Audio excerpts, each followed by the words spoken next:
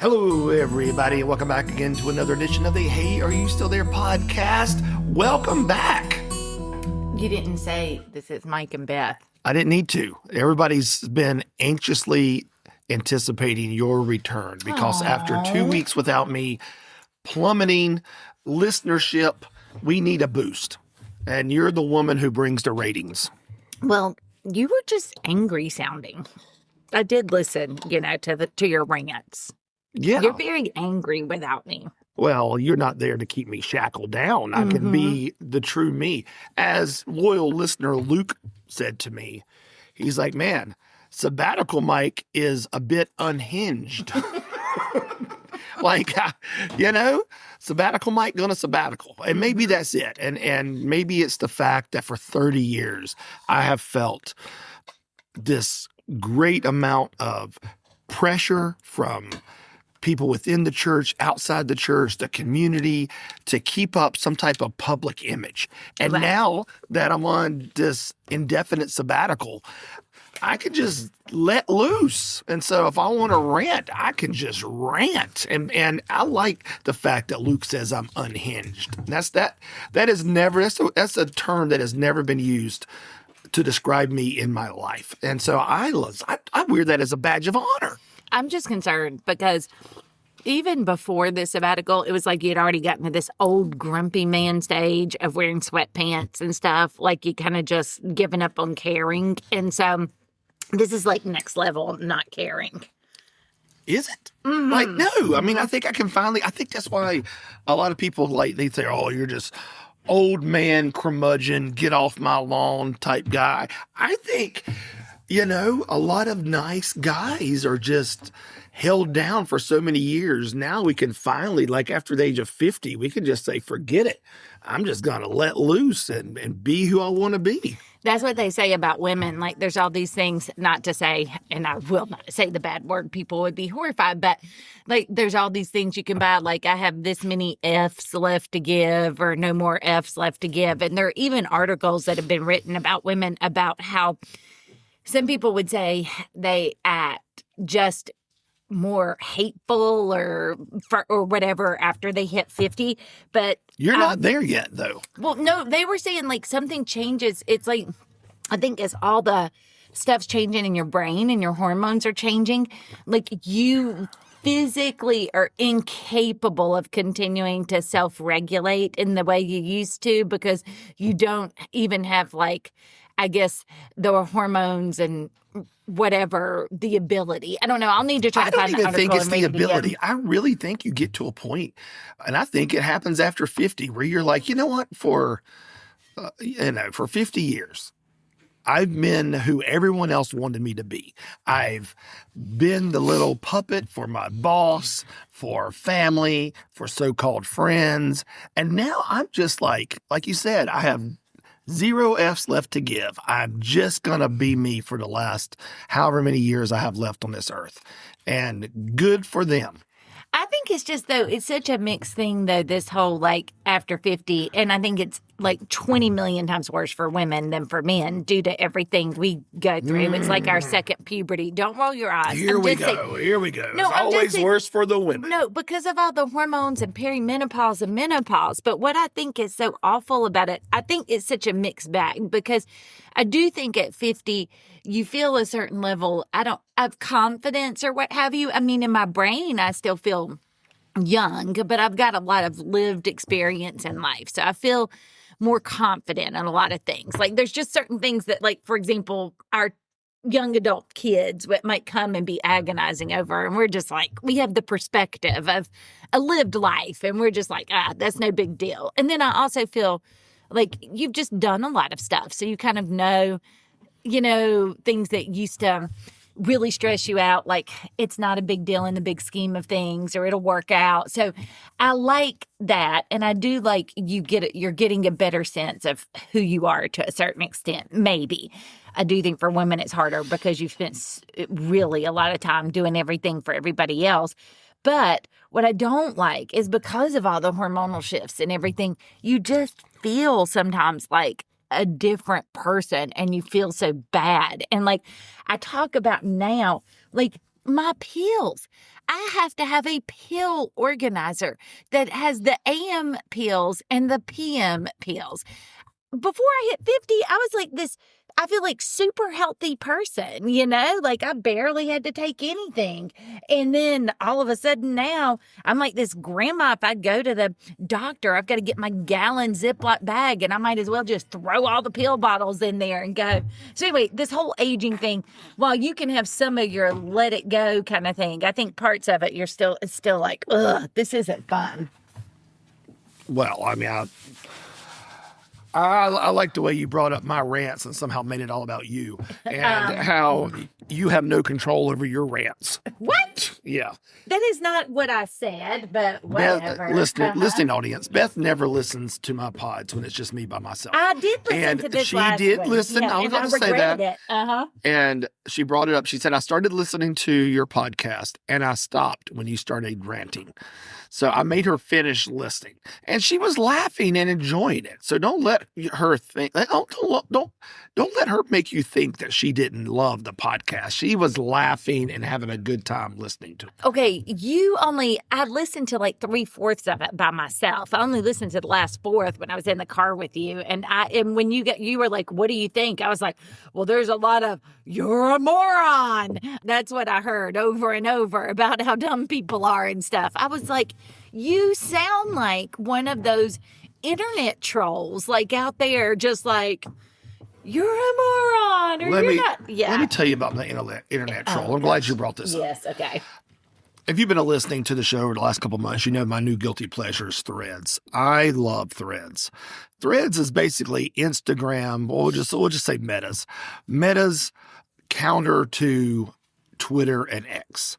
It's just a place where you can go in there and write stuff. And of course, they're trying to make it it's weird, like an Instagram with words, essentially, is what they're trying to make Threads. They want you asking questions and they want to encourage dialogue. As if any productive dialogue happens on the internet. Right. And so the way to get dialogue going on Threads, you have to ask a question, like in your original post. That's what the algorithms push. If you just post, hey, I had a great day today with my family on Father's Day, ain't nobody going to see it. Your own followers will not see it unless they go to your page and read it. I mean, they just don't push it. But if you just type, hey, what did everybody do today for Father's Day? Then all of a sudden it gets pushed and then people comment and things like that. The other way to get interaction on Threads is to comment on a controversial subject. Last Monday was the day after the UFC fight at the White House, which that was part of my rant, last week. And then over the next day or two, Nate Bargatze was just getting destroyed on Threads, just ripped apart. And so I would comment, occasionally and, just pointing out the hypocrisy that people were ready to boycott Nate. And I would be like, well, you're not boycotting Meta. And, your boy Zuckerberg was there also. And not just there, he's a financial contributor to this man you hate, i.e. Trump. And I was like, so are you canceling your social media accounts? And it was either a complete silence or after that, or they would comment, that's not the same thing. Now, that is the thing you and I talked about that is so hard about this cancel culture is this like selective canceling as opposed to like. Yes. And then people are able to justify it, which is what we talk about with anything. Like, justify it in their mind. Well, that's what I'm saying. But not that's what in rational. But that's thoughts. what people do with sin or bad behavior or as an attorney. You see it all the time. Like, oh, well, I'm going to start embezzling a little bit because I feel like my company's not treating me fairly or I'm entitled to it. Or I'm going to start talking to this other person, even though I'm married, because my spouse is mean to me. Like we have our ways of justifying. And that's what cancel culture, I feel like, does is they're kind of like, okay, I'm going to cancel this person, but I'm not going to cancel this other one because it's too painful for me to cancel. So on Threads, I started making some original posts. And that's what I went after. I was going after this whole idea of cancel culture that has just gotten out of hand. Like, and I'm all for canceling a horrible person. Like, I I'm all for people boycotting if that's what you feel like you want to do.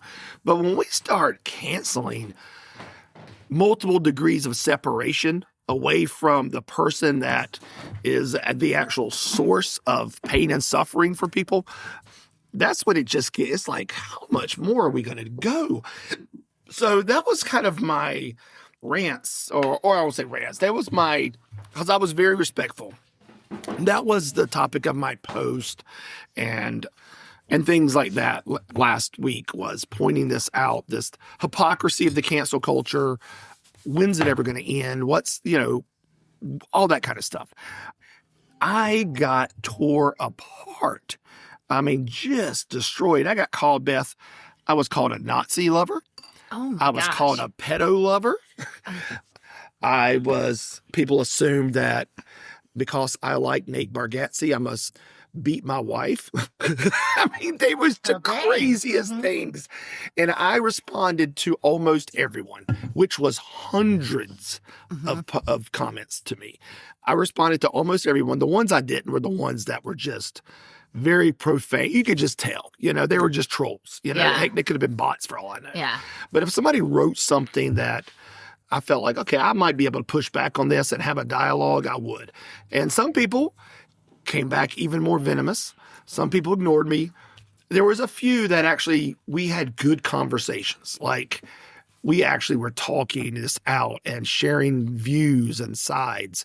But regardless of all of that, I've told you this was the pinnacle of my social media life right now and stand-up comedy. Oh, by the way, I'm going to pause that story real fast. I have on my bio on Threads that I'm a pastor, comedian, author, podcaster. I got several negative comments about being a pastor. I got one guy that told me if I was an author, I must have had a ghostwriter. But how can he tell that based on a Threads post? I don't understand. Okay. I offered to send that dude my books. I said, give me your address. I will mail you copies of my books for free. And you know what his comeback was? That's all right, man. I went to Costco this weekend and got more toilet paper. I don't need your books. And then stand-up comedy. Some people would write, I hope you're better at comedy than you are at Threads. And I would comment, I'm not.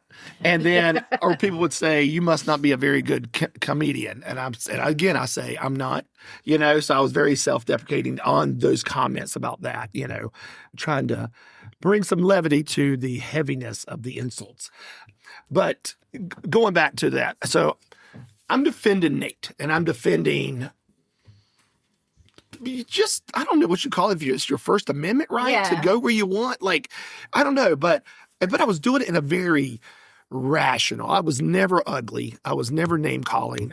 I even was barely sarcastic to some people. I mean, you'd have been very proud of me. Yeah. I think it was the most constraint I've ever shown. I show a lot of constraint because there's people that I see all the time, people I even know on Facebook that write stuff, and I want to comment. Again, are you a moron? Like, there's been in the past people, they don't come to our church anymore, but they would write stuff and I'd be like, I'm embarrassed you're coming to our church. Like, I want to kick you out based on this Facebook post because you're so stupid. But I didn't say anything like that. I was very, very nice and respectful. I started noticing one of my comedic heroes, Dusty Slay, started to heart some of my comments. And then the next thing you know, Dusty followed me. I felt in my heart I must be on the right path.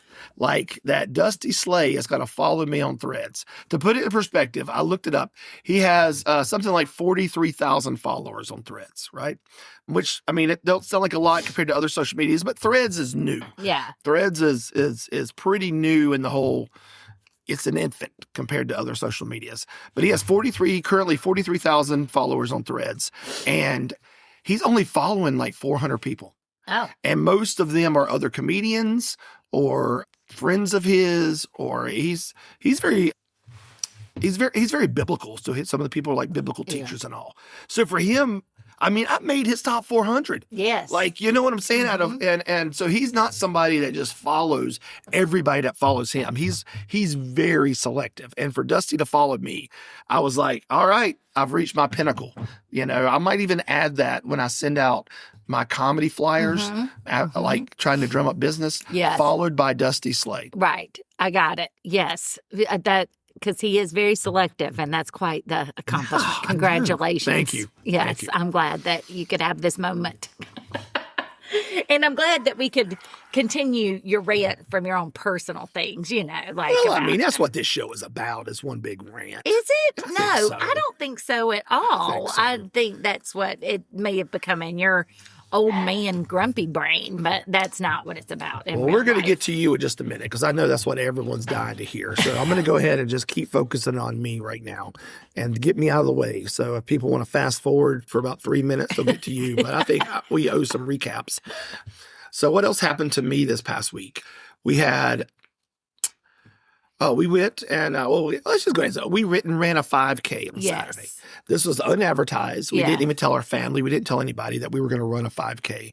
I had it on my Big 12 that I wanted to beat my personal best. And as an aside, I'd forgotten that we were even going, didn't know where we were going, barely was packed due to like everything that I had going on from just getting back from Europe and then trying to type things at work. So like, to say I was woefully unprepared for a 5K is an understatement. Well, you know, originally I had booked this weekend. I thought it would be a nice weekend away. This is before I became a hit comedian, and it was before... Yeah, before your fame, and fame is stealing our lives away. And before, not just my fame, but also before you quit your job and are starting a new one. And so I know there's a little bit of nervousness there and all that's going on. So it was before all of those things were happening.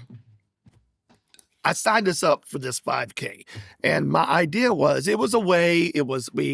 I picked out this little boutique hotel that I thought on the internet looked like it was going to be kind of cool. It was on a body of water, and the race was going to be close to it. And I thought, well, this would be a fun weekend away. Well, it turned into a kind of a chaotic weekend because my comedy show made it past the first round. My second round of the competition was now moved to Saturday night, you know. Which meant we had to be back. And it was not a short drive. It was like 4 hours. It wasn't a short drive. I didn't anticipate you and I being as exhausted after our European trip. I didn't know you and Marie were going to wear me out the way you did and wear yourself out. And like I said, I didn't anticipate you having this new job that you're going to be transitioning to. So there was a lot. Originally, months ago, this seemed like a good idea. But as the day got closer, it was not that great of an idea. But which is, by the way, the hard thing about when people are like, why do you ever schedule or do you do things? Well, how many things do people ask you? Like, even like when I've served on things like Salem for alumni board president or something, they ask you a year in advance, you know? So you're like, well, a year ago, I didn't know that these things would happen. I think that's the hard thing. I mean, you just got to go for it. And that's why you just have to plan stuff. But sometimes the perfect storm of like what we had happened, and you're just like, oh, there's so much happening at once. Right. And so we ended up I cut the trip short by a night, you know, because we needed to get back Saturday. So we did end up driving up Friday, spent the night. Saturday ran our 5K. But I was so depressed because when we got there, the place, I mean, it's not like it's bougie or fancy like Ritz or something, you know, it's not like that, but there was a beautiful sunset happening. And like literally we were checking into the hotel as the sun's going down over the water. And I was just... And our balcony just overlooked the water. And I was just so mad because I was like, I have been so like stressed and pressed for time because of coming back and work and all of that. I didn't even pack bug spray or sunblock, but like thank goodness I had some bug spray in the car. But, you know, so it was just stuff where I was like, oh my gosh, if I could have just left an hour, if I'd have known this, I would have really pushed to leave an hour earlier to enjoy this more. Like I could just envision like having my coffee out there or whatever. Yeah. So because it was really pretty. Really nice. It was nice enough that I think you and I both agreed this is worth driving back to if we can make a long weekend. Exactly. Because it was near this little historic town that looked really cool. Just walk around. Yeah. Which a lot of those little towns along the east coast of Virginia are. You know, I mean, Which our favorite that we missed, though, too, was the chicken swap.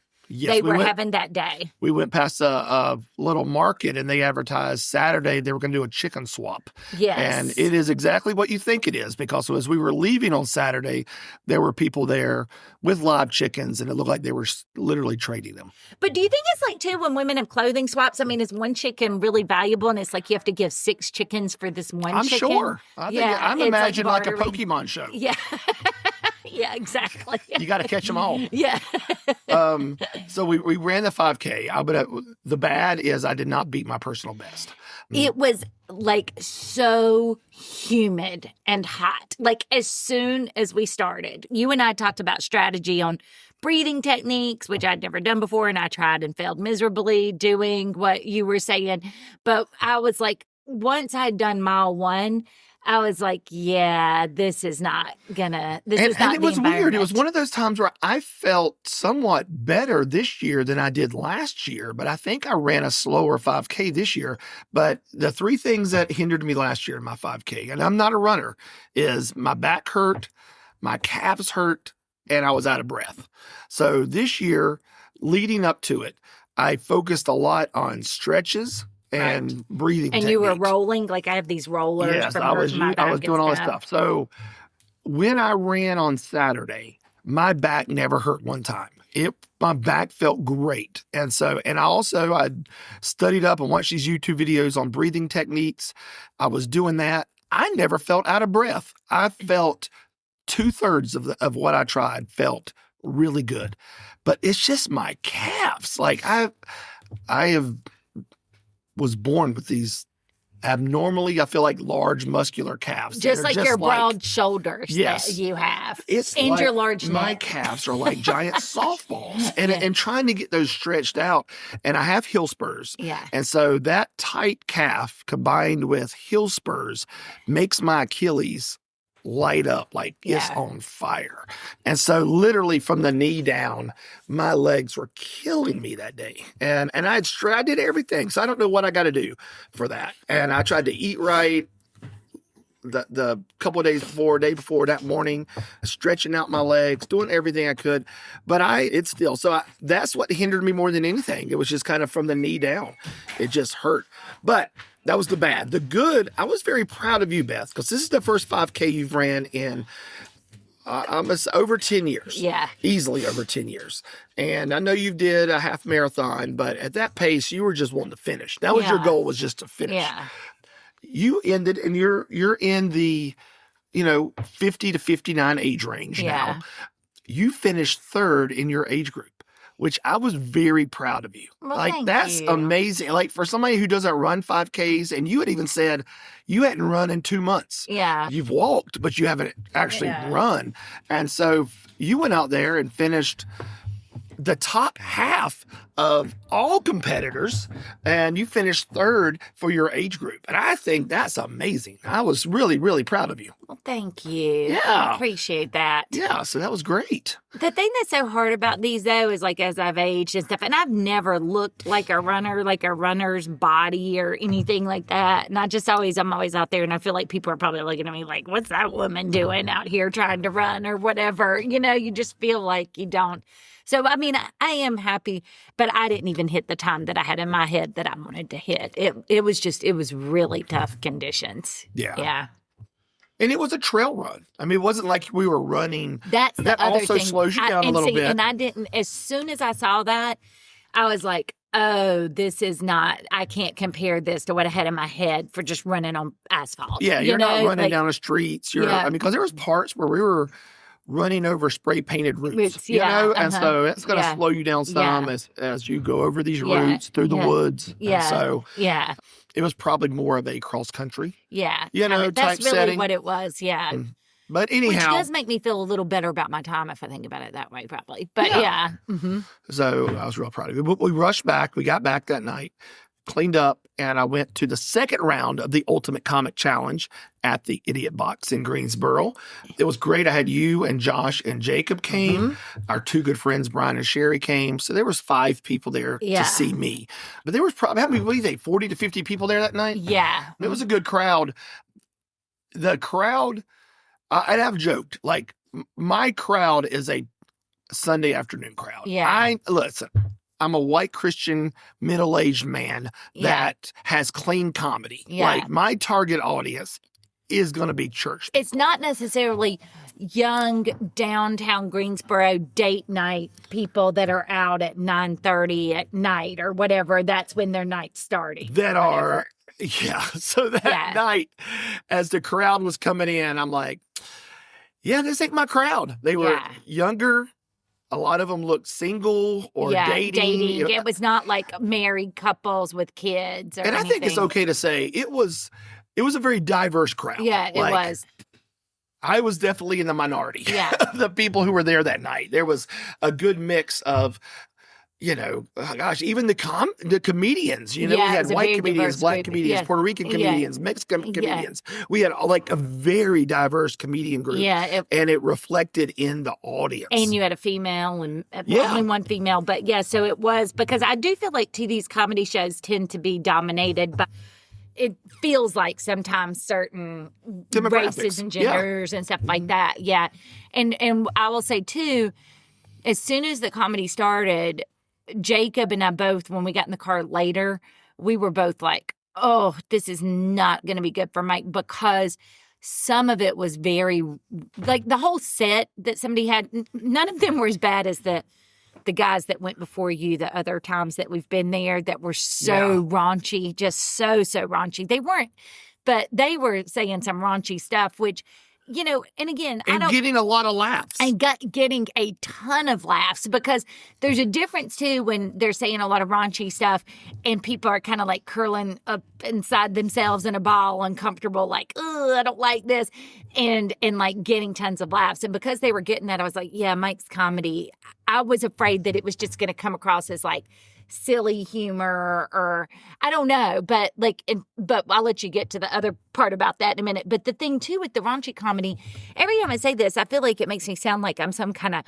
prude or something, and I'm definitely not. But you know, like, granted, my kids are adults, but that's a lot of this stuff that people were talking about was way over the top, and that's not the kind of thing that I want my, you know, 16-year-old and 22, almost 23-year-old. You know, that's just not, I don't want to be sitting beside them hearing about like some of these sex things people were talking about. And they don't want to sit beside you hearing that. I know. So it's like I did not even, it's like I just kept looking forward. It was like I would not even turn my head. They were on my left side, a little bit to the left, to even look at them, to like acknowledge anything that was happening, because it was so uncomfortable. Yeah. Yeah. Yeah. And so, like I said, there was, especially the guys that went first, they were younger guys. One was, he said he was a younger Mexican guy. There was another guy that was a younger Puerto Rican guy. Yeah. They had some funny stuff they said. Did. But especially the Puerto Rican kid, he cussed a lot and got dirty. He got very dirty. And there was a lot of people laughing. Yeah. So I felt the same thing. I'm like, I'm just going to go. And I didn't tell y'all, I went last again. I don't know how this keeps happening. Performed there 3 times, and all 3 times I've gone last. Yeah. Which I don't know if that's good or bad, but I know. I have mixed things about it, because the crowd was interesting. There was a rowdy table. We won't get into all this, but the crowd has to vote. And when you're at these, that's another thing that hurts you. If you're at 9:30 at night and you can only get 5 people there, that's going to influence the vote versus somebody who's got a younger demographic that'll follow them around. But anyway, I think there's mixed things, because I think when you go first, people aren't warmed up. It's easy to forget you by the end when you're voting. But if you go last, sometimes people are like, I'm ready for this to be over, depending on how the comics have been and how it's gone. Yeah. Yeah. So I went last, and I was a little concerned, but I was like, you know what? I'm just going to do what I got to do. You know? So I got up and did I had a 6-minute set I had to do this time instead of 5. It went up by 1 minute. So I did my 6-minute set. I felt like it was the best set I had ever done, as far as just pacing. Yeah, you did. I gave pauses for laughs, and they were laughing a lot. A lot, like, I felt really good. Like, I felt like, holy cow, like this group is like digging me. And, you know, they really laughed. And this is not my quote. This is my stand-up comedy teacher, Steve, who's been in comedy 30 years, and he teaches stand-up comedy. He told our class, when we do stand-up comedy, he said, look, he said, it's funny. He said, white people will laugh at anything. Oh, you've told this before. Yeah, white people will laugh at anything Mm-hmm. because they feel socially they need to at least chuckle a little bit because they feel bad for the person Which, up there. as an aside, I did, like, that's what I just told somebody. Like, I was talking about, like, how last week or the last time you did the one guy that didn't get any laughs. And I like demonstrated, like, if you could see my face right now, but how I just sat there with this like awful fake smile on my face, Yeah. like with my shoulders up against my ears, so stressed out, but like, you know, because I felt so terrible and awkward. Right. Yeah. Uh-huh. And he said, versus a black crowd, which they view it as, we paid our money, you better make us laugh. Yeah. We ain't giving you nothing. And he was like, if you can make, you know, and he said a black crowd laugh, and you're a white guy or white woman, you've done something, because they don't laugh at just anybody. And so the crowd was predominantly an African-American black crowd. There was a fair amount of Hispanic, I think, too. Well, Yeah. but more, but you're right. Yeah. And it was also, there were some old, but I would definitely say young. And I would say outside of like the people that came with you, I mean, maybe almost no married couples. Yeah. And even only one of the comics, I think only one of the other comics was married with kids. So again, not a demographic that's like going to get like dad type or marriage stuff. Yeah. And I just thought, well, they're going to think I'm just some, Corny. middle-aged, corny unk, Yeah. as the kids say nowadays. Yeah. But I had them eat down the palm of my hand. Yeah. From the beginning, everyone in there was laughing, like genuinely laughing. And after my set, I had several folks come up to me and they were like, oh my gosh, you were so funny. Like, really enjoyed it. And the Puerto Rican kid I was talking about, I've seen his picture on a lot of flyers on Facebook, because I'm in some like North Carolina comedy groups where he performed. He's a young guy, but you can tell he's doing this enough that he has... He goes around and stuff. He goes around and does a lot of the shows. I don't want to say you're not legitimate, but he's like trying to make it like he's been doing it long enough. This is like a part of like his job or what have you. Yes. Yeah. People associate him with doing stand-up comedy, even though this may not be what brings in his money. You know? Mm-hmm. But he came up to me unsolicited and was like, dude, you were so funny. He was like, and clean. He was like, I was dying laughing the whole time. And then when you finished, it just dawned on me like, oh my gosh, he's a clean comic. And I was like, yeah, I'm clean. And he was like, man, I wish I could do that. And he was like, I do my comedy and I just talk like I talk on a normal day. And he's like, which I cuss a lot. And he was like, so that's just it. He said, but dude, you were so funny and you were clean. And from a few of the comics that came up to me afterwards, because they don't know who I am. I've said this before after the first show. They don't know me from Adam. Yeah. So they're coming up and they're like, I had a couple people come up and be like, it was great. Where are you out of? Like, they're thinking I'm like in Maryland or Kentucky, who knows where. And I was like, here. And they're like, what? I'm like, yeah, I live in Kernersville, like 20 minutes away. And they were like, how have we never met you? And I was like, well, I've only been doing it since March. And one of the guys sat there with his mouth wide open. He was like 3 months ago, March? And I was like, yeah. He was like, oh my gosh. He was like, you're a natural. And again, I'm a 30-year overnight success. I mean, I've been in front of people for 30 years. Yeah, because I think with being a comic, because we talked about this too, you've got a few things. You've got being able to stand in front of people. You've got timing issues. You've got transitions. You've got being able to deal with distractions in the crowd. You've got having to think on your feet. You've got bombing in front of people. So, like, those are all things you've been prepared for. So you just kind of had to come up. I've had sermons bombed. I've had distractions.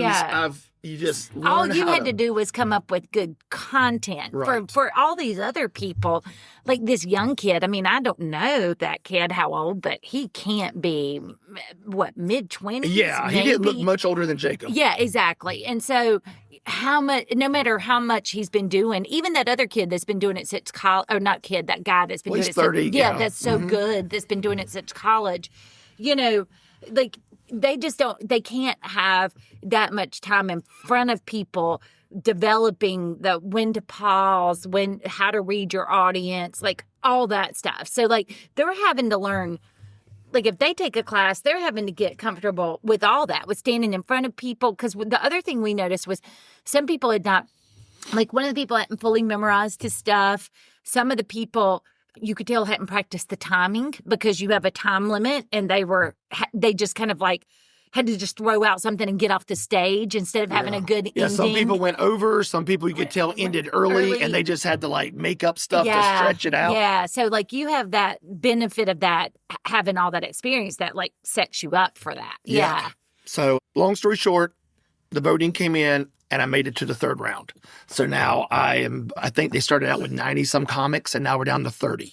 And so Friday night, July 10th at 8:00, I finally get to do an 8:00 show and not a 9:30 show. Now, what if you bomb and don't make it after you have your supposed crowd? Maybe we've been wrong all along, and maybe you are what this other crowd is craving. You know, they're like, we want to hear what it's like to be a middle-aged man. Yes, this is fascinating. Please, yes, do tell more. Well, you know, it's funny. I actually crossed my mind. I was like, maybe I can be the white Dave Chappelle, because when you watch a Dave Chappelle special, 90% of the audience is white, which is crazy, you know, because he's up there doing racial humor, and all these white people are sitting there laughing, right? Yeah. Maybe I'm the opposite. You're going to have me up there, and the audience is going to be anything but white. Because they're just going to be like, we have never known that this must be how boring your life is, or that this is what goes on in your household. Yeah.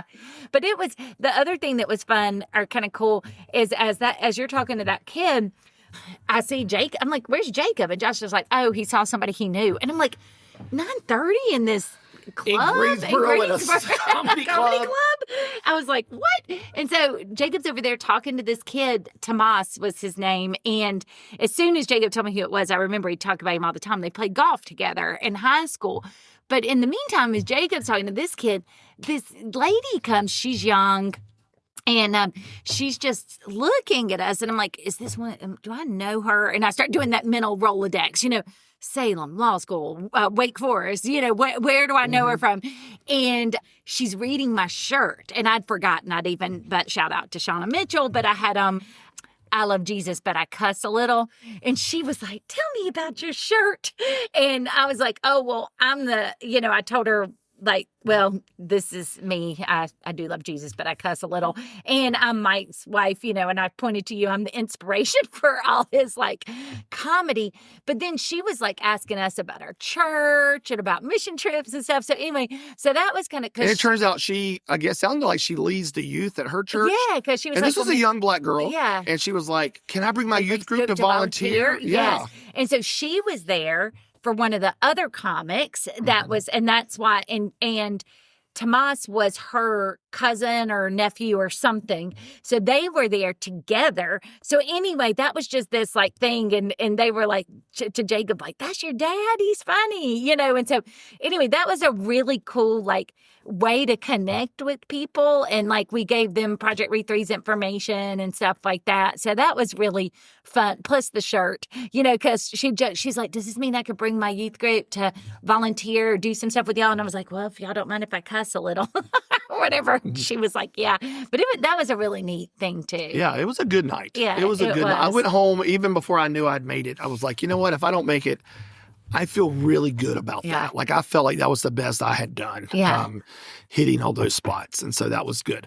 Then we had Father's Day the next day. We go to church. One of the bits that I do have to say that was funny is the night before, one of the guys that was the other dad that has younger kids, he made this joke, because you always talk about how fathers just nobody cares or whatever. And he had this whole thing about how for Mother's Day, like everything that's on sale versus Father's Day, it's like, here's grilling stuff, like go do stuff. I'm going to give you a gift that's going to allow you to do stuff for me or whatever. Mm-hmm. But he made this joke about how his family took him to like Target or something to the card section and read a Father's Day card to him and then put it back on the shelf. But I just thought about you because you talk about Father's Day all the time. And it was just funny because then Sunday's Father's Day. Yeah. Yeah. So Sunday was Father's Day. We did church. We went with your family, my family. We went out to eat lunch afterwards. We somehow, Maria wedged her birthday into Father's Day. So, and the only thing she wanted she didn't care about eating Mexican food or anything. She wanted the sombrero and she wanted them to sing. Well, your mom, gets a little uptight about alcohol consumption. So we had been joking, like as soon as we sat down, we were like saying, hey, Maria, tell the grandmas, like, y'all are going to split a pitcher of margaritas and stuff. So we were joking about that. And then I told them, okay, it's Maria's birthday, so they'll bring the sombrero. And normally they bring these little, at the place we go, chips with like cinnamon sugar and whipped cream on them. And so we had told them, we're like, oh, and they're going to bring a shot of tequila for Maria to do for her birthday. And your mom's like, what? Well, funny enough, when the waitress comes and I'm like, it's her 21st birthday, and pointing to Maria, she's like, does she want a shot of tequila or does she want the typical dessert? And I was like, well, Maria, which do you want? And I think Maria wanted the shot of tequila, but Maria's like, I'll do the other. Yeah, she'd have given the dessert. grandmas a heart attack. Yeah, she was like, I don't want to be responsible for that happening, right? Celebration of my birthday and on that. And then we came back and had cake for Maria. But as Mike was lighting the candles, he was like, Maria, with these candles, your birthday is done. I know. It is I don't over. want to hear about your birthday again for another year. Like, this is it. And I even told her, this is the last big birthday. Like, you ain't getting another one till, and I gave her 40, but she was like, I think 50. I'm like, fine with me. So our kids have I'll be these dead by legendary things like that they also will milk. So like with Jacob, it was always a cookie skillet. There's this place, the 66 Diner or whatever. No, what 66 Pizzeria. Yeah. And they have this big cookie skillet. I don't even know if this was for birthday, but one time we were out and it was like, he really wanted the cookie skillet, but we had to leave or something happened. So it has been like, every time we go there, it's like this cookie skillet's brought up, and it's like, at what point will there be enough cookie skillets that like we have made up for this? And with Maria's thing, she by her own choice went to Disney. She makes it sound like she's like this orphaned child who's never had people celebrate her birthday. Okay, she was in Paris. Literally, we went, to the chapels and stuff in the morning in Paris. And then she got to be in Disneyland Paris because she's a huge Frozen fan. She got to be in Arendelle for her 21st birthday. For her 20th birthday, I got a hotel and her 4 amazing friends surprised her with decorating the hotel and cupcakes. And we went to Epic Universe, which had just opened. And so on her 20th birthday, she had that. The only birthday she can talk about is her 19th birthday. She was like, well, I was alone and no one was with me from the family. But that's because the week or two before, I had taken her to Italy and I couldn't fly back to Disney. But she makes it, she's like, this is the first birthday. Like when you she was like, this is the first birthday cake I've had in 3 years. I'm Yes. like, well, that's your fault. Like you haven't been in the country or in the state. Like, what are you talking But about? she's making it like if anybody else had overheard this conversation, they would have been like, oh my gosh, this poor girl, the first birthday cake she's had in 3 years. What is her family doing to her? Well, I don't know. Like even in Paris, a lady brought out like a cake unannounced with like a candle for Marie. I'm like, you just had a birthday cake. And she said, well, Mom, you didn't buy that one. And I'm like, I paid for the meal where it was happening. Anyway, she has a way of making it seem like she is the most mistreated. I guess this is the middle, what is it? Marsha with Jan and the Brady Bunch or whatever. But Anyway, but her birthday's over. Thank God. Goodness. But still, somehow, for Father's Day, It became about her birthday. I had to go see Toy Story 5 with her. Yes. All I wanted to do was take a nap. And she somehow guilted me into going to see Toy Story 5. Because she had asked me and I was going to go, but she needed to be there at 3:30 and Jacob had to get back to school. And we had to do some things for his. And I was like, I cannot leave and be at this 3:30 show. So anyway, you went to Toy Story 5. Yeah, and I'll just do a quick review. It is definitely, I would say, top 5 Toy Story movies of all time. I mean, it was that good. This was the 5th one? Yeah. It's not good. It's not like, they probably should have ended after 3. Yeah. But 4 was nice. I thought 4 was really good also. Mm-hmm. Was it necessary? but it was a good movie. This one just felt rough. It was like the story was just kind of, it's like I told you last night, the theme of every single Toy Story movie is old toy getting replaced by new toy. That's it. I mean, that's the theme of every single movie. And now this time it's, Jessie and Buzz and the other toys are getting replaced by an iPad, essentially. Mm-hmm.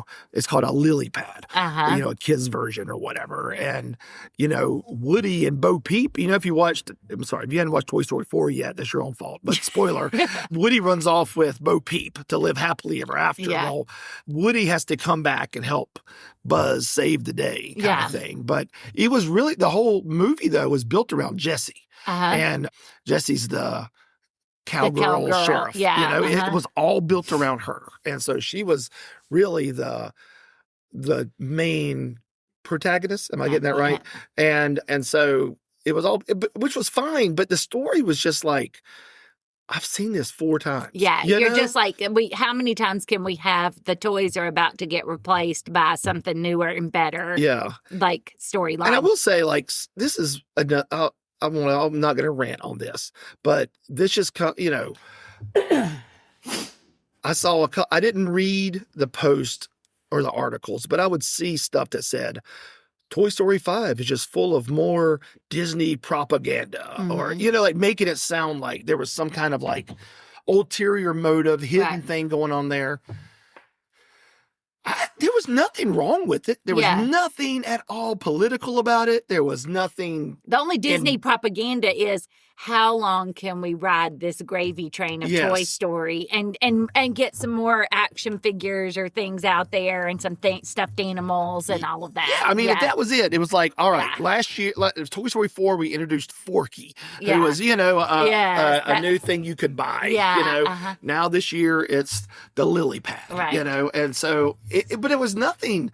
It is a good family movie. Yeah. There's nothing like, particularly probably for some kid who like doesn't know, hasn't seen the other 4 and knows how the story's going to play out. Yeah, I mean, there were kids in the theater laughing, and Maria would just look at me and I'd be like, when you were that age, you laughed too, because it was just corny Toy Story humor. This is kind of like, every year, because I feel like we were so poor when the kids were young, we got so excited about this, but the real estate agency that we bought our house from would give us free tickets to a movie in Kernersville, and it was always Alvin and the Chipmunks, but it was like a different version. Because it came out once a year. It always came out once a year. It always came out right at Christmas, and so we would go. But that's what it reminds me of, is that they're always the same too, you know? I mean, it's the same corny stuff, but you go and you take your kids and your kids laugh and you're like, okay. Yeah. But I said that and I was like, if you're conservative, there's nothing about this movie that is anti-conservative. If you're liberal, there's nothing about this movie that's anti-liberal. Like, this is it's just a Toy Story movie. It's as middle of the road as you can. There's nothing about it. So it makes me want to go back and read those articles just to see what, obviously right-wing conservatives are like crazy about, because there was no propaganda. There was nothing in that was like, okay, this is shoving something down our throats. It wasn't. It was just a nice, boring movie. It was just like, really? Like, I've seen this play out. If you hadn't been in the Kernersville Theater with the uncomfortable chairs, you would have probably fallen asleep. Yeah. Kind of movie. Yeah. I did shut my eyes one time. I don't remember falling asleep, because when I looked, when my eyes opened back up, it was still kind of the same scene, but I must have closed it just long enough that I let out a little snore, because Maria elbowed me, and I was like, "What?" And it scared me. She was like, "Dad, you were asleep." I was like, "No, I wasn't." But the scene was still on, so I had to have just dozed for a second, which what I was afraid of, because it's Sunday afternoon at 3:30. I'm like, this is peak Mike nap time for Sundays, and so I was kind of worried about falling asleep. But it kind of goes back to what we talked about too on the lack of creativity and stuff like that, because I'd gone before we went on our trip with Maria one Thursday night. It's always raining, I feel like, bad weather when we're going to these, and late, but Thursday night to see The Mandalorian, whatever, and Grogu, whatever that one's called. And it's sort of the same. There's nothing to get your panties in a wad about. Like, I mean, it's not, it's just, it had some funny, like, ha ha ha, that's cute or whatever. But like, it was like, this is not like some Star Wars movie that like, it's one of those Star Wars movies and be like, yeah, I remember I went to see that, but I don't remember anything really specific. And even when you read the with it. reviews, that sounds like a Star Wars movie that probably should have went direct to Disney Yeah. Plus. Yeah. Toy Story 5 should have went to Disney Plus. Yeah. There's, they're making a killing in theaters, but it's not. It's not worthy of that, really. I will be shocked if there's like a lot of return customers to go see this movie. Yeah. Now, I'm getting ready to go into you in just a second and let you kind of talk about. Oh, wait a minute. How much have we talked about you? Let's see. We're an hour into the podcast, right? 51 minutes. But a lot of that was you talking too, I feel like. I would have been done in 10 minutes. Since I want to give my unhinged listeners here we go. a little something. So this is for Luke. So we go, this theater in Kernersville is as basic as you can get. They're a mom and pop theater. They do show new movies. They were greatly understaffed yesterday. They didn't even have somebody at the window selling tickets. You had to go into the concession stand to buy your ticket. They had 2 people working the concession stand. One person making the drinks and the popcorn and stuff, and one person doing the ringing up. Mm-hmm. So the line was long, and I'm like, goodness, like this is going to take forever.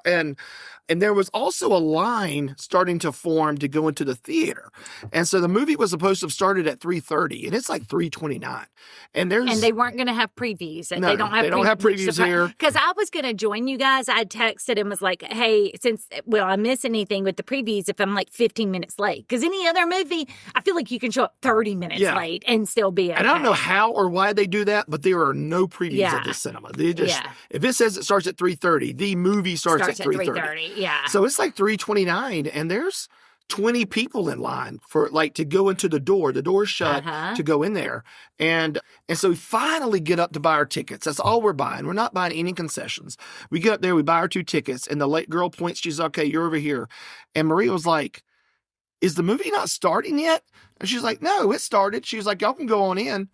And so we go over there, and the girl who told us that went over, and I guess she just realized all these people were standing there in line. She was like, you guys can go into the movie. She's like, what are you doing? So at that point, the guy in front opens the door, and it's dark in there, and Toy Story has already started, and he shuts it. And he's like, oh, it's still going on from the older one. And then, fortunately, immediately another parent inside the theater opens the door and says, no, you'll come on in. It just started. And we're like, just started? Here we go, Beth. This moron that's your word of the day.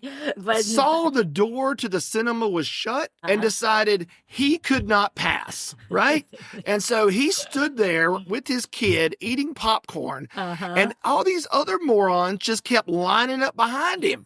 And it's like, this is why America's in the situation we are, because one person makes some stupid decision because they're idiots and everyone else just lines up behind them. It's like the sheep that jump off the ledge and all these other sheep jump off the ledge too. It's like this one guy was like, could not think on his own to actually open the door and go into the movie theater. He thought, oh, door shut, me must stand here. And then everyone else just stood there too. And if Maria and I hadn't said, what's going on? I don't know. We would have missed the whole movie. And so then we go in, the movie has already started. I mean, it hadn't started much. It's 30, 45 seconds into the movie at this point because it's 3:30, 3:31, but it's pitch black. Everyone's having to break out their phones or lights to try to see the seats. It is chaos. And there's more people going into the theater than were sitting in the theater. And so it was just crazy. And I'm like, and I even said to Maria out loud, I said, who was the moron that didn't go in there? Like loud, but I'm sure that dude didn't hear me because he's, dense. But it was just stupid. It was the dumbest thing. It's interesting too, because like we flew back, Maria and I did Air France. It was my first time flying Air France. And they do this weird thing when you're talking about lines. Southwest used to be like Hunger Games. It was like, you gotta like try to get on, you got to set a timer and check in for your flight so you can get a good boarding group thing, and then you go pick your seats. But this wasn't like that. But they had we don't have any status with Air France because I've never flown them before. So they have like all these people. They're usually on your app, it'll be like, okay, we're going to be boarding the flight at 12:45, and let's say your flight takes off at 1:30. Well, usually, that means I can go to the bathroom because, they're going to do all the people that need wheelchair assistance and military and first class and all that stuff. Well, I look over at 12:45 and everybody's lining up and they're in all these lines. And I'm like, what is happening? So like they have a line 1, a line 2, a line 3. Well, we were group 4. Well, for some reason, they put group 4 and 5 together, which of course is the longest line. So we're in group 4 and 5 and we're behind these people, and they're like, I think that group 4 is separate from group 5. And everybody in the line is talking about, like, we have no idea what's going on. We haven't seen anything like this. This is crazy. So Maria walks up and asks somebody and is like, like, is this the group 4-5 line? And they say yes. So then she comes back and we stand there a little longer, and this lady's in front of me, this older lady. And I was like, are you sure, Maria, that we're in the right line? And that lady's like, well, I'm a rule follower, so I think she's right. We're in the right line. And I was like, well, who did you ask? I said, did you ask an airline employee or did you ask somebody in line? And Maria said, I asked somebody in line. And I was like, I'm going and asking somebody that actually works here. Yeah, you can't ask a moron for directions. You can't ask, right. And so it was like, I'm going to go ask a person who officially can tell me, this or that. But yeah, so it's so interesting because I've had a lot of those little things happen. Like, I don't know why this is a little off topic, but things where you're like, am I a moron? Like I'm sitting there in my life, like, I think I'm a fairly smart person, but I can't figure out how these lines work. When we went to the idiot box, okay, so right before the thing started, I was like, I'm going to go to the bathroom, so I won't be one of these distracting people. Well, the door was closed to one and the door was open to the other, but the light's off in the bathroom. So I look outside, I go to the one, the door's open because clearly nobody's in that bathroom. And I look and there's like this thing that looks like it used to be a light switch on the outside, but there's no light switch. Well, I'm like, okay, well, where's the light? So then I look inside. Well, there's no light on the inside. So I pull out my phone, my flashlight. I'm looking everywhere for the light. And I'm like, there has to be a light switch. And then I was like, at this point, I was like, well, I guess I can just set my phone on my purse with the flashlight on and go to the bathroom in the dark, and stuff. And I'm like trying to think through problem stuff. Well, then I close the door and somehow they have it. I guess the automatic light only comes on when the door closes. Anyway, so Idiot box is high tech. I felt like quite the moron, though, because I just sat here with like, how much mental energy did I spend looking for a light switch and doing all this kind of stuff? Anyway, but I've just had, I feel like a lot of those things are like in Europe with like the toilets or something. Like I'm in there, like, I don't think I even told you this, but one of the castles we visited, I almost got trapped in the dark. Thought I couldn't get out. And none of y'all had cell. So we didn't activate cell service on everybody's phone, only on one phone because it's expensive. And so I was the one navigating. So I had it on. It was that one castle we went to the day that it was raining. And so it's got these big wooden doors and stuff. So you have to go through these big wooden doors to the side. And then you go into the bathroom. Well, I go to the bathroom and everything's fine. Well, I come out, and because it's an old castle, there's like 3 sets of big wooden doors, So then I'm sitting there and I'm like, which door do I try to get? And so then, and for whatever reason too, it's dark in there. So I have my flashlight on my phone and I'm going to one door and it's locked, and then the other. And I'm just like, am I going to have to bang on the door for somebody to get me out? And what had happened was when I tried to do the first door, you know how like doors get a little wedged? That's what had happened. I just hadn't like pushed it hard enough. And Marie and I had that happen a few other times too. Like we were trying to get in somewhere, or didn't you guys have that happen in Hungary?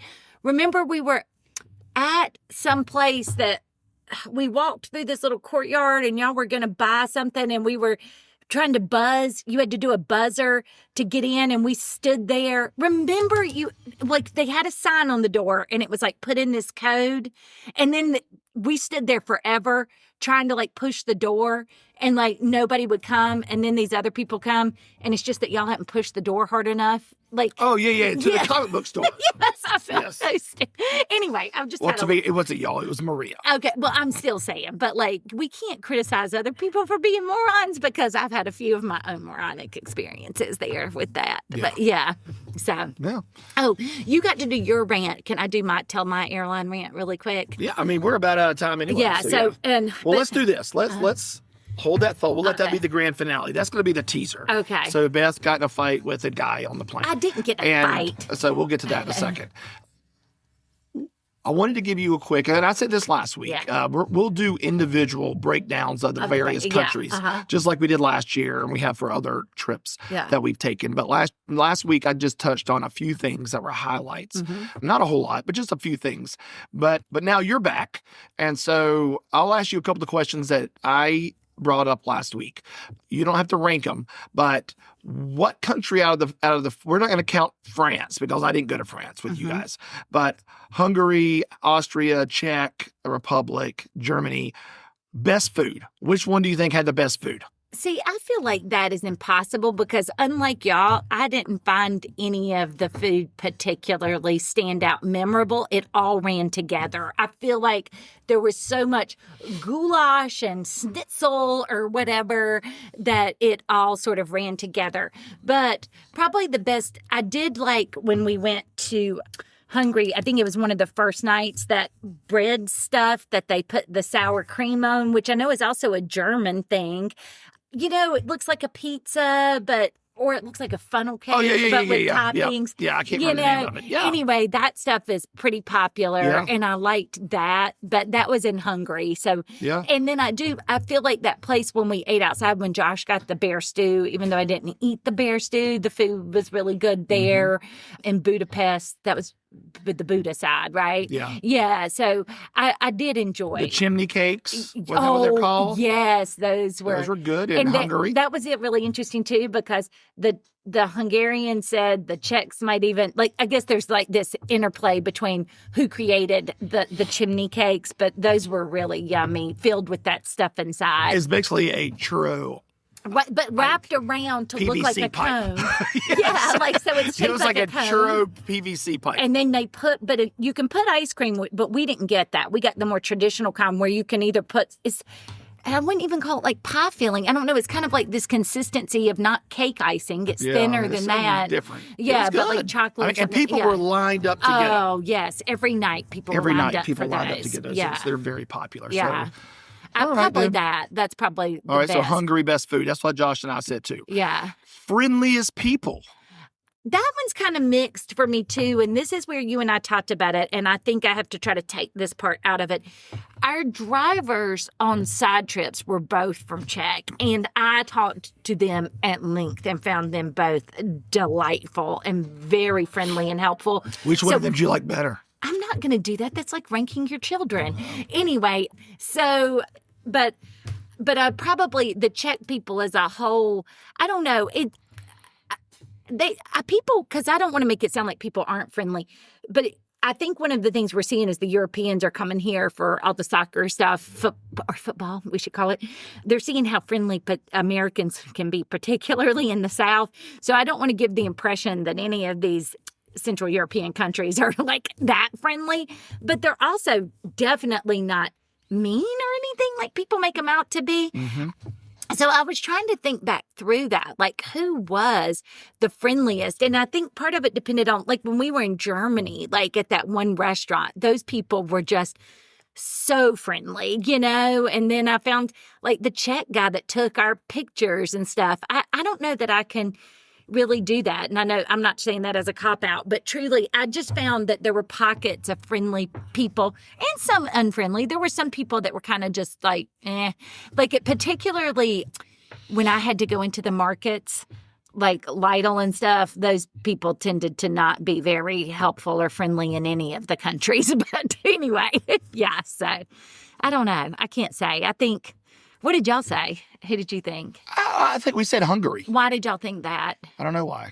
We just felt like, I don't know, in our discussion, we felt like there was some very pleasant people there. But yeah, it's kind of hard. But I feel like I had that. yeah, that's what we said. There was none that were unfriendly. Right. And I think you brought up the World Cup. This has become a theme this weekend that has become a rallying cry for the rest of the world. I've seen this, like, the World Cup might be the greatest thing that's ever happened to our country for PR. Right. Because you just brought it up. People are coming over here from around the world and are having a good time. And they're having ranch dressing, and they're seeing friendly people. And, yeah. And so the one comment that now has become, it's going to be on T-shirts and bumper stickers all around the world. It's people are saying, if you want to hate America, watch the news. If you want to love America, go visit it. Yeah. And it's people coming here from all over the world, not just Europe, that are like, oh, this is nothing what we were told. And so, and that's it. That's what makes me sad, because I found that fascinating. I started to see some of those posts when I was in Europe about how great part of American culture is. And you had mentioned this on the podcast last week about how somebody asked you, like, is it safe in Europe for Americans or something? Because you think everybody, to your point, you think everybody there hates us. I think most people are mature enough that they can separate sometimes, not everybody, but what political leaders do, or maybe social media influencers, they can separate that from most people. Because that's the thing I've found on all these trips. Most of the time, the people are like, we like Americans, like they find us like nice and engaged, like, because on side trips, you're in the car a long time. So I got to talk to them at length about, I even asked that, like, do you hate us? Do you hate the president? Do you hate Americans in general? Do you, and it's like, they don't. Now, they might have strong feelings about what our politicians are doing or something like that. But as far as like hating us as people, particularly the people who get, and I think this is the key to what you just said, the people who actually interact with people from those countries. If you only look at the media and you don't have an opportunity to interact, maybe they do. But like, the people in side trips, they're driving Americans all the time, just like they're driving people from China or Japan or wherever. And so they get to know real Americans. And of course, they have bad experiences with some Americans and good experiences with some Americans. But because they are knowing the real people and aren't just looking at what the media is saying, I hope that has been quite the wake-up call for everybody in the world, because it's happening on both sides. Like, if we looked right now, I would never travel anywhere, because I would either think, I think I told you guys, I signed up for the government has these things where you can sign up for alerts about dangerous things in countries. I do it every time, and also just so they know you're there if any event happened or whatever, they could get you out. And Hungary and all of those were safer than France, and stuff. But if you look at that stuff, but again, as we know, these are entire countries. I think that's the other thing that's blown people's mind in Europe coming here, because I talked about this with people we'd met in Europe, because they would talk about traveling. And I'm like, okay, to travel, like, we were blowing like our Pavlina and Petra's minds, like, we might travel for days to get from California to North Carolina, where we live. Like, even to get from like New York, which is a city most people hear about, or Orlando, we're talking like 12 hours or 9 hours one direction driving. Like, for them, they will have seen like 4 countries. Like, we did see 4 countries. If you drive from where we're at to Memphis, Tennessee, it's a 9-hour drive. Yeah. And you've gone through one state. Yeah. You know what I mean? That's all you've done is cross from North Carolina to Tennessee. Yeah. Uh-huh. And that's it. And that's 9 hours. You drive 9 hours in Europe, like you said, you're going through 4 or 5 countries. Yes. That's how we saw so many countries, is we were on the border, and the way the things, which was also, we'll talk about that later, but even despite them being part of the EU, because many of them have not adopted, those countries haven't the euro, and we talked about politically why they had not done that. But you're talking 4 different languages, 4 different currencies. But just like they're surprised, it's been interesting for us to have been there and then come back and see this reverse, because I'm like them. Like, I go over there and I'm like, it is so nice to go and just be like, that is €3. I know exactly what it's going to cost. I'm not worried. Now, I did notice there was more tipping culture on this trip. I feel like our tipping culture is kind of infiltrating there, but there was more tipping. But even with that aside, not having all the sales tax and stuff, because I know that's surprising to Europeans. But one other thing Maria and I talked about all the time, the lack of ice cubes and cold drinks. Like 2 of our hotels didn't have air conditioning. And when you open your windows, they don't have screens. Because you wouldn't splurge. It is not. Anyway, when you That's what she told me. The lady was like, I said, do we not have air conditioning in our room?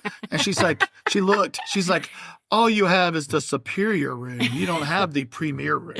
The premier room has air conditioning. It's like that time when Jacob was like, well, I want this seat recline on our Frontier flight. And we're like, oh, honey, we didn't pay for that.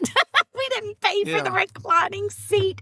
But anyway, they don't give ice with things. Like your drink, it is like, and like Maria or you or one of us was talking like, because we just mentioned this and somebody had tweeted something like, I'm in the French Riviera. I told you, When are they going to realize ice is not, I can't get an ice cube? Or when are Americans going to realize ice is a privilege? It's not like this right that you have to ice. But anyway, but I know I got off topic. But to your point, I think that's the interesting thing about and why I like traveling so much and seeing real things like that is because you do start to see, and when we reflect on these other things, most of the time when I travel, I have really focused on how alike we all are as humans, like wanting a lot of the same things. For whatever reason, this trip, I did reflect a lot on differences, but not differences in a bad way, but differences in the ways that like, if you are Czech Republic and you've been occupied, you've been under like a king and then occupied by the Nazis and then occupied by the Soviets. And literally we got to see part of the Iron Curtain, like the part of an old fence that was up at a border check station. How that influences your culture and how you see the world and how you approach the world. So that's been one of the things that this trip has made me ponder, but in a fascinating way, not in a bad way. But to your point, it's been really fun seeing the reverse happen because people are seeing, like we go to Europe and see all this history and these beautiful buildings and the fresh food. And they come here and see ranch dressing and the wide open spaces and the friendly people. And Buc-ee's. And the gas prices. There's been a lot of like, holy cow, what is this Buc-ee's place? And, because they just have like Lidl that's like, when I would go through there and I'm like, it's like a maze. You can't get out of the grocery store or they have their markets, It's very different than a Buc-ee's. Yeah. Okay, anyway, sorry. Friendliest people, we got way off. What was your other question? That was it. I mean, you got the friendliest people. That was the 2 things we talked about last week. I talked about was that. And so, and I was going to bring up the Iron Curtain because I know you really enjoyed that. Yeah, again, I hope we can talk about that later. We will. This is just kind of so what would you say, we'll do this first. Least favorite part of the trip? The experience on the airplane and the Uber Bolt experience I had at the very end. Okay. Do we have time for that? I know we teased it. We'll save the Bolt one. Go ahead and tell us about your flight. I feel like the Bolt one set up the flight, though, the Angry Beth. And maybe we should just tease it for next time. Yeah, the Bolt and but are you going to remember? Well, I'll tell the flight because it relates to your other thing. I can tell the Bolt thing later. But the flight's super quick. So Mike had told his suitcase story. So flying back on Air France. So we are in a row. This is a plane that has 3 seats, the right side, 3 seats in the middle, 3 seats on the left side, because we're never in business class. We're always at the back in the cheap seats because we choose quantity over quality as far as our flight experience. We want to do more flights. So anyway, I'm a nice person and I let Maria have the aisle seat and I'm in the middle seat and there's some guy beside me on the other aisle seat. Well, as we're sitting there, we're into the flight and the person in front of Maria has his seat reclined all the way back. At one point, I recline my seat and I nap a little bit. This is an 8.5-hour flight and Maria reclines her seat. Well, I had gotten up to go to the bathroom before and I'd noticed that somehow we're in the middle row. Maria and I are, so the middle 3 seats. So there's, the right and the left side of the plane. the seats behind us, all three of them are empty. And there's a man who has like laid down on those, has a blanket and pillow. He has made that whole thing like a bench, like a bed. And I'm like, oh, wow, that must be nice. So that's directly behind us, 3 empty seats, right? So I come back from the bathroom. Maria's dozed off. She's asleep, you know, because she's exhausted. And this man comes and is like, ma'am, like, and I don't know if at first he's just waving his hands frantically because I guess he doesn't know if I speak English or whatever. And I'm like, yes, you know, I'm trying to be really polite. And he's like pointing at her seat, like put her and pushing his hands forward. Like she needs to put her seat up. And I'm just like, I'm not going to cause a scene. So I just nudge Maria a little bit. And I'm like, Maria, can you put up your seat for a minute so this man, because it's the man that was laying down across his 3 empty seats behind us so that he can get in. Because I thought, well, maybe, because he's older, but maybe, I don't know, he's not that old, maybe 60. He's walking around fine. But I was like, maybe he just feels like he can't slide in on this side of the row because there's a whole other row he could have slid on. So Maria puts up her seat. And then as soon as he gets in, she's like, can I put the seat back down? And I said, yes, because he's sitting down behind her. So she puts the seat down. And then he like taps me on the shoulder and is like throwing his hands up in the air like she needs to put the seat up. And I looked at him and I said, no, she is not putting her seat up. We paid for a seat just like you paid for a seat. She has the right to recline her seat. She's not putting her seat up. And I just turned around and started watching my movie again. And then Maria, and at this point, and like I talked to him very firmly, but very politely, but just kind of like a no, she is not. Because in my mind too, Maria and I talked about this. If this plane had been completely full, if he couldn't have just walked around to the other side, I didn't have my seat reclined. The guy behind me didn't have his seat reclined. There were lots of other seat options. It might have been different. So then about an hour later, this guy gets up again, comes back and is like, ma'am. And I'm like, what? And he's pointing at her seat. And I was like, I've told you before, she is not putting her seat up. We paid for this seat just like you paid for your seat. Half the people on this plane have their seats reclined. That is our right as a passenger to recline the seat. If you have a problem with this, we can call the flight attendant right now to solve this. But she's not moving her seat. You have an entire empty row behind you. Use your critical thinking skills and either walk around to the other aisle to climb into that row or scoot over to the other 2 seats Would you label that are this not guy, reclined. is he an idiot or a moron? Say it, Beth. I don't know. Say it. Do you know? Say it. I don't know. Yes, you do. No, I think even more with him, I think he had an issue with women. I do. I just think misogynistic, sexism. I feel like he did. I just feel like and so anyway, so I was just like, we can call the flight attendant. You can use your critical thinking skills and you can figure out a way to sit in one of these other seats that's not reclined, or we can call the flight attendant to solve it. And so then I look over and there's this man sitting beside me and he's just like, there's this gif or whatever of Michael Jackson like eating popcorn or something. Have you seen that one? That's what I feel like that guy was doing. His eyes are all big and he's smiling. His phone's out recording it. This is going to be on like airlines going bad. Because what had happened is too, Maria and I talked about it. These people were like, every time they would get up, they would shake our seats, like hold on to the seats. They were just rude. So then at the end of the flight, when we finally land, these are the people that you and I've talked about before. They have bolted out of their seat. They're getting down the stuff. They are barging past every other passenger on the plane. Like they've got to be the first people off. And by the way, this is not like the flight was delayed or anything. And there's some rush to make a connection. And they just barge past everybody. They're so rude when they get off the plane. And so I look over and the guy in the aisle across from me is just smiling. And Maria's just starting to wake up. And I said, she missed my defense of her. She slept through everything that I did.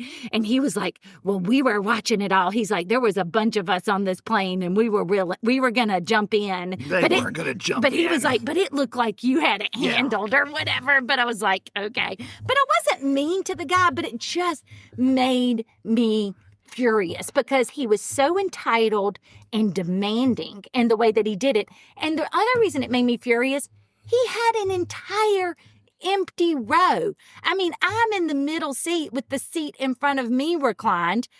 I'm surrounded on all sides, and I'm not saying anything to anybody. Like, and I'm like, what part of like the first time I told you she's not putting her seat up so you can figure something else out? What part of that did you think changed in an hour? Why did you think that I was gonna like do something different to her? That's right, Beth. Embrace the unhinged. Here's what I haven't told you this part of the story. So Thursday, I'm having lunch with Luke. And then Luke that's when he brings up the unhinged Mike on sabbatical. And then he said, how is she handling you being unhinged? And I started laughing. I was like, let me just read you this. And I pulled out my phone and read him the text messages you sent me during this exchange. Oh. And he was like, oh, she's unhinged too. Because you were just exploding on this guy in the text messages. I was so angry. Unhinged. It's like, come to the dark side. Because the other guy, not the guy across the aisle that was smiling at me, like eating popcorn, watching it, but the guy beside me, when I turned around, I'm just deep breathing. And he's like, it's okay. He's like, just let it go. It's okay. You're doing great. He didn't want the collateral damage. He didn't want to catch any stray slaps. But I was just sitting there and I was furious. And I'm just sitting there like, I have 6 more hours on this plane with this man. I'm like, this is not going to end well. So anyway, so that was my airline experience. Yeah. So airlines suck. Passengers and employees. Yeah. Sometimes. Not all of them, but some of them. And some of them are great, Some of them, I saw one flight attendant with the guy beside me. They were letting him try different stuff and they were so good to him. So what happened with me was not at all the airline's problem because they don't know any of this went down. Okay. I didn't tell you this. On one of our flights going to Europe, I think it was Philly to Philly to Budapest. There was an old man beside of me, and he was asleep, and he had this older watch on, and it started beeping, like going off. The alarm was going off, and right when his alarm was going off, the flight attendant was coming by, like doing drinks or something, and so she reached over me and tapped the guy and woke him up, which I thought, well, that's kind of, because usually they don't wake people up. Yeah. But she woke up and she said, sir, your alarm's going off on your watch. Is it time for you to take some medicine? And he was like, yes, it is. I thought that was very intuitive for that flight attendant to like, I would have never put those two things together. That was actually the first thing I thought of when you said that, because I think about most of the time you've set a timer for something like that. I just figured, unless it's an accident. Yeah, in my thought, he has an alarm and he forgot to turn it off. Yeah. But she was like, sir, your alarm's going off. Is it time for you to take some medicine? Yeah. And I thought that was really sweet of her to like, she could have kept on going and just been like, whatever, you didn't take your medicine, you'll die. So what? Like, but she was like, I mean, that's what I would have done. But she was like, hey, sir, it's time for you to take some medicine. But that's what I have to say. After seeing that, it's kind of like when you volunteer in a classroom and see sometimes what teachers are putting up with. Yeah. Like dealing with that and thinking about how hot and angry that made me. I'm just like, these flight attendants, they got to put up with some stuff, Yeah. Anyway. Well, you got to go to work. You have 1 minute. Yeah. Yeah. I got it. Yeah. Okay. You got to go. Beth, it's good to have you back. Thanks. Hopefully listenership will come back. Explode again now that you're back. But anyway, we have a lot of deep thoughts and reflections and the teaser of the Uber incident in France. So until then, this is Mike. And Beth. And this has been another episode of Hey, Are You Still There?